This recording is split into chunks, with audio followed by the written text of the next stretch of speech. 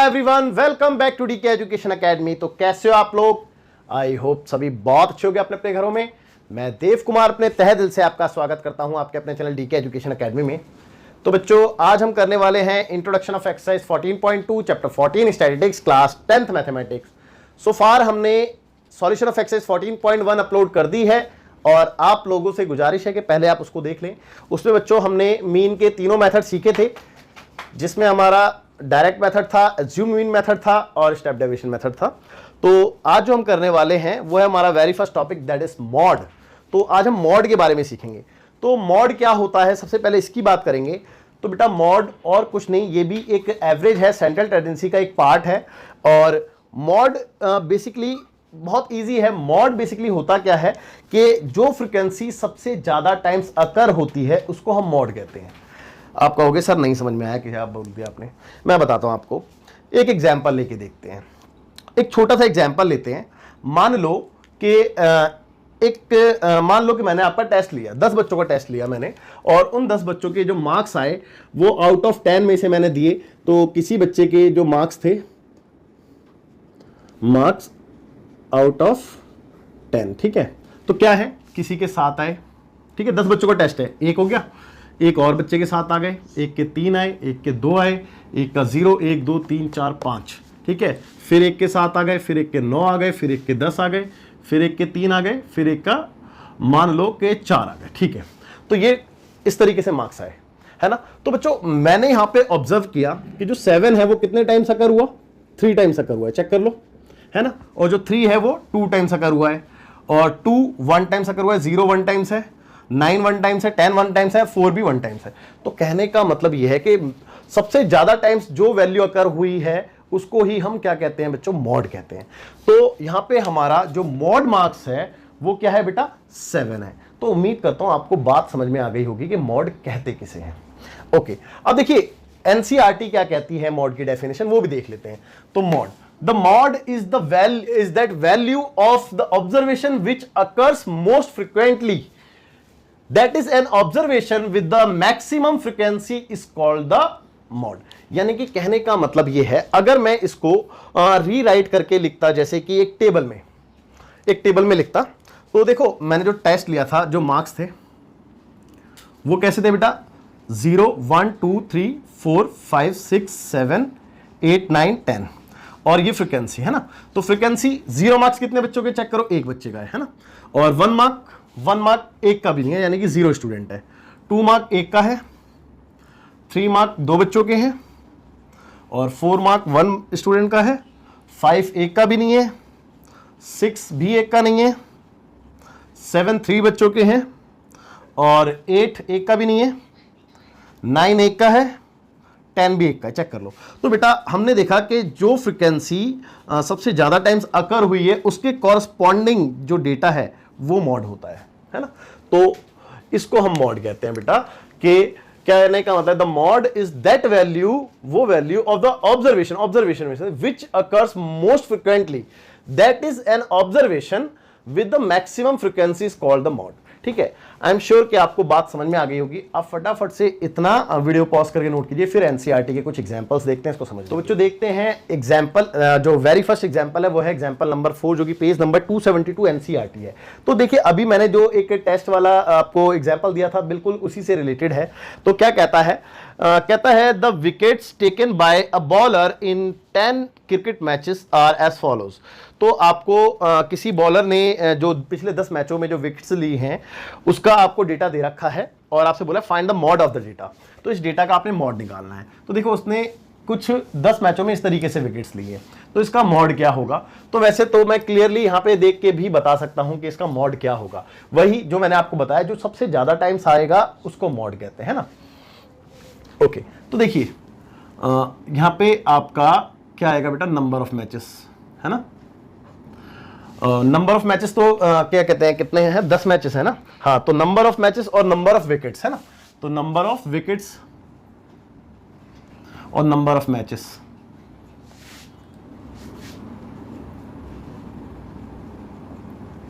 Okay. तो देखो number of wickets यहां से 0 से है बेटा, तो 0 लिए है, या फिर 1 लिए, या फिर 2 लिए, या फिर 3 लिए, या फिर 4 5 6 मेरे ख्याल से 6 से ज़्यादा नहीं है ना।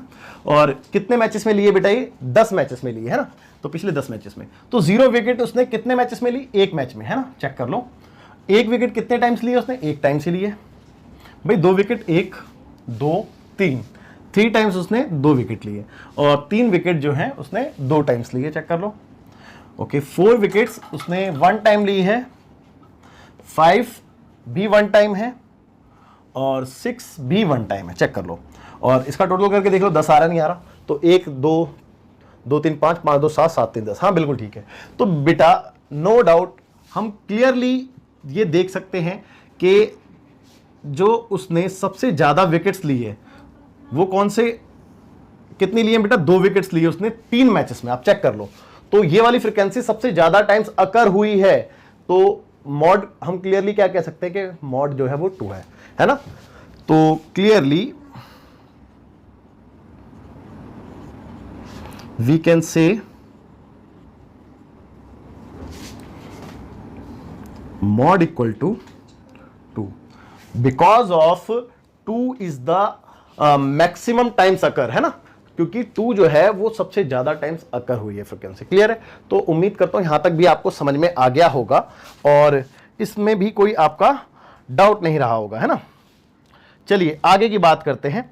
और हाँ, एक चीज और बतानी थी आपको, चलो आप पहले वीडियो को पॉज करके नोट कीजिए फिर देखते। तो बच्चों मैं आपसे कह रहा था कि मैं आपको एक बात बताना चाहता हूँ, वो ये है कि अभी हमने जो पिछला एग्जाम्पल लिया था उसमें जो मॉड आया था वो 2 आया था, है ना, लेकिन जो वैल्यू 2 आई थी वो क्यों 2 आई थी? क्योंकि वो सबसे ज़्यादा टाइम अकर हुई थी। लेकिन ये भी तो पॉसिबल है कि 2 ऐसी वैल्यू हो जो सबसे ज़्यादा टाइम अकर हुई हो, यानी कि कहने का मतलब समझो, जैसे कि फॉर एग्जाम्पल अभी जो हमने डेटा लिया था वो कुछ ऐसा सा था, 2 6 4 5 0 2 1 3 2 3 एंड सो ऑन, है ना, 1 2 3 4 5 6 9 10, हाँ ये डेटा था।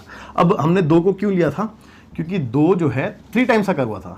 अब मान लो कि इस 1 की जगह 3 आया होता तो 3 भी तो 3 टाइम्स अकर हो गया, तो मॉड 1 से ज़्यादा भी हो सकते हैं, मैं आपको ये बताना चाहता। और अगर 1 से ज़्यादा मॉड होते हैं तो उसको हम क्या कहते हैं? Multi modal. तो उसको हम कहते हैं मल्टी मॉडल। तो अब जो हम स्टार्ट कर रहे हैं, ये तो हमने जो एग्जांपल किए थे ये कैसे किए थे बेटा? अनग्रुप्ड डेटा से। अब हम ग्रुप्ड डेटा से मॉड सीखेंगे कैसे कैलकुलेट होता है। तो ग्रुप्ड डेटा से मॉड कैलकुलेट करने के लिए हमारे पास एक फॉर्मूला होता है, तो पहले वो फॉर्मूला देखते हैं। तो फॉर्मूला क्या होता है बेटा मॉड का? तो मॉड को बेसिकली हम z से डिनोट करते हैं, तो L plus F1 minus F0 upon 2F1 minus F0 minus F2 into में आई फोर यहाँ पे इंटरवल है ना। एक बार मैं थोड़ा सा आपको बता देता हूं, ये L है, L फॉर लोअर लिमिट, है ना, lower limit of class interval. लेकिन कौन सा क्लास इंटरवल? जो मॉडल क्लास होगी उसका क्लास इंटरवल की लोअर लिमिट। F1, और F1 क्या होता है बेटा? F1 फ्रिक्वेंसी होती है किसकी बेटा? मॉडल क्लास की फ्रिक्वेंसी। F0 उसकी प्रीसीडिंग वैल्यू, यानी कि जो भी मॉडल क्लास होगी उससे ऊपर वाली फ्रिक्वेंसी। F2 उससे नीचे वाली फ्रिक्वेंसी, और I4 यहाँ पे इंटरवल होता है। तो यहां तक आपको कोई दिक्कत नहीं होगी। बाकी अभी जब हम इसको क्वेश्चन में अप्लाई करेंगे तो आपको अच्छे से क्लियर हो जाएगा। अब मैं आपको एक बार क्वेश्चन पढ़ के बता देता हूं। तो अगला जो एग्जांपल है वो है एग्जांपल नंबर 5, जो कि पेज नंबर 273 पे है। तो मैं एक बार रीड कर रहा हूं, आप लोग ध्यान से सुनेंगे। तो कहता है कि a survey conducted on 20 households in a locality by a group of students resulted in the following frequency table for the number of family members in a household. तो आपको डेटा ये दे दिया है और आगे आपसे बोला है find the mod of this data. तो आपने इस डेटा का मॉड निकालना है। तो देखो फैमिली साइज ये हो गया, नंबर ऑफ फैमिलीज ये हो गई। तो 1 2 3 जिसमें वो 7 है, 3 to 5 जिसमें वो 8 है, एंड सो ऑन, है ना। तो हमने यहाँ पे ऑब्जर्व किया कि जो सबसे ज्यादा अकर्स हो रहा है वो क्या है बेटा? ये वाला डेटा, है ना, मतलब 3 to 5 मेंबर्स जो है वो 8 फैमिली में है। तो मॉडल क्लास तो यही होगी बेटा, है ना। तो here the maximum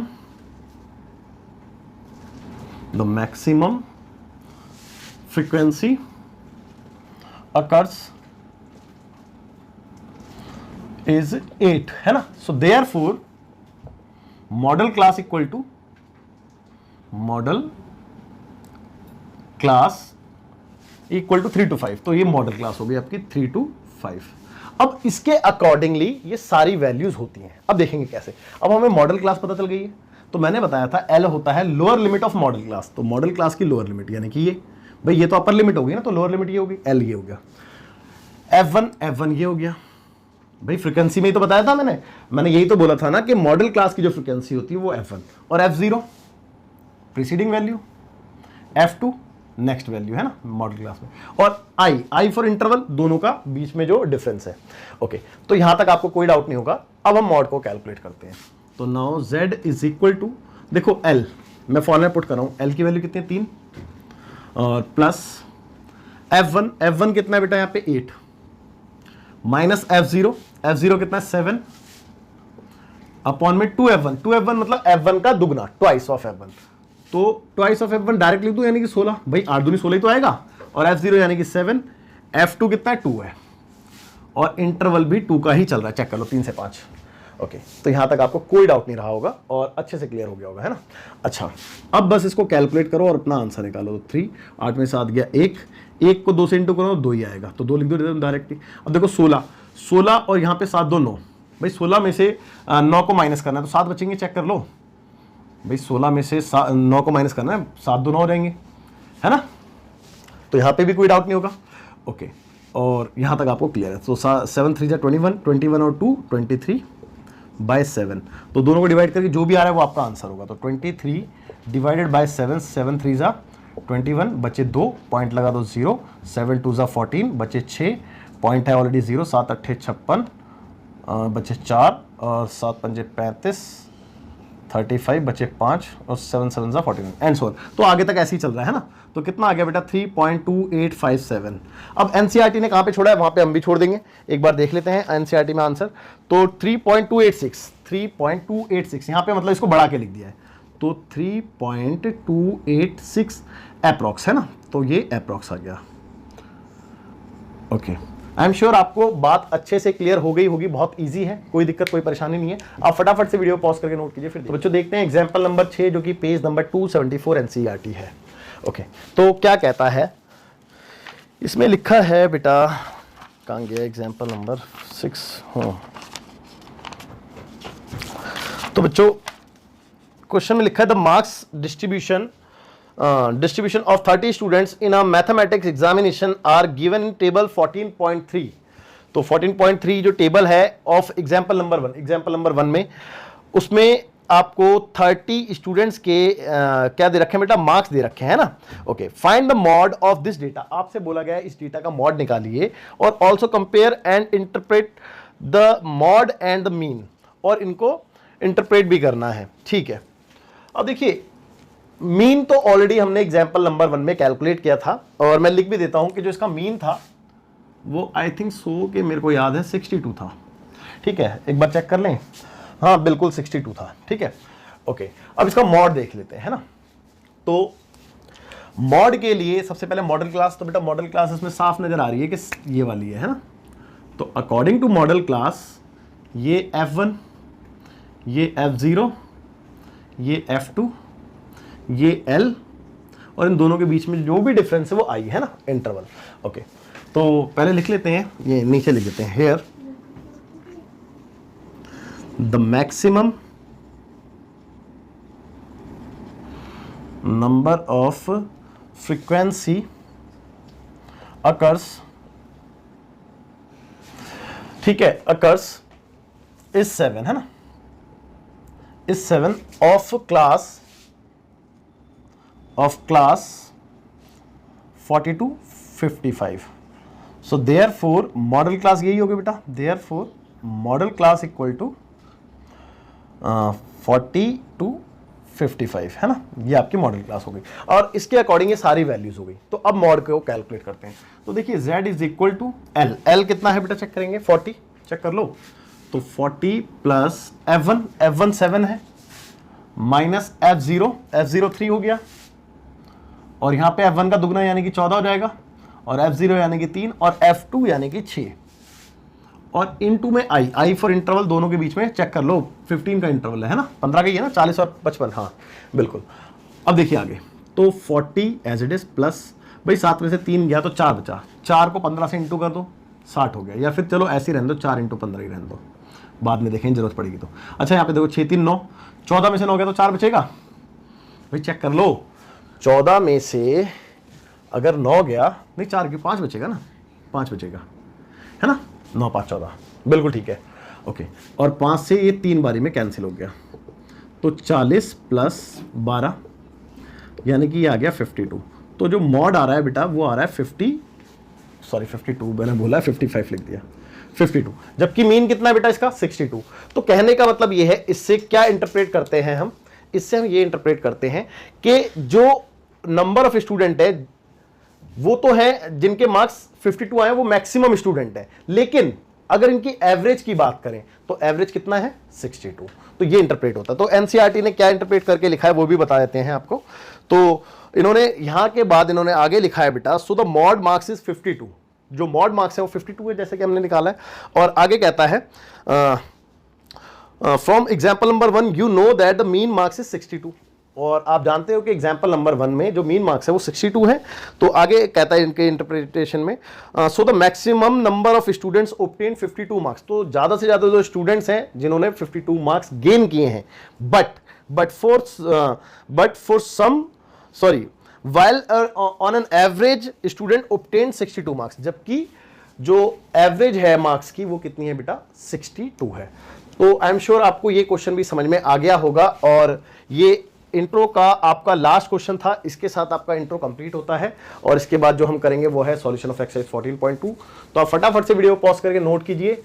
फिर समय हो चुका है आपसे अलविदा कहने का, तो बाय बाय, टेक केयर, जय हिंद, मिलते हैं